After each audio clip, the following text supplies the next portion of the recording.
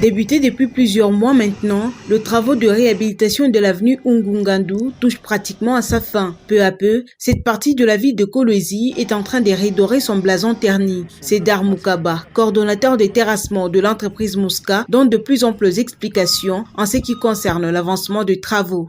Nous sommes dans la phase finale. Donc, on avait expliqué qu'on devrait accrocher. Donc, c'est-à-dire mettre la monocouche. Vous voyez déjà, on a mis une partie de la monocouche. Et on s'est rendu compte que juste au niveau du pont, nous devons stabiliser. Donc, c'est-à-dire mélanger la latérite avec du ciment. On a avancé jusqu'à 80% de la stabilisation. Maintenant, il nous reste une distance de 200 mètres.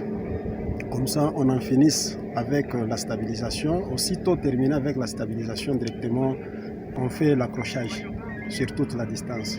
Donc, c'est presque 2 semaines. Parce qu'après la stabilisation, donc on va faire l'imprégnation. Ça va prendre 48 heures. Après l'imprégnation, l'accrochage. Après l'accrochage, directement, on met la couche de finition, ce qu'on appelle l'enrobé. Pour terminer avec tout, donc c'est-à-dire la pose de la couche de roulement, ce qu'on appelle l'enrobé. Les habitants de ces quartiers ne sont pas restés indifférents face à la métamorphose de cette avenue dont le mérite est attribué à la gouverneure Fifi Masuka Saini.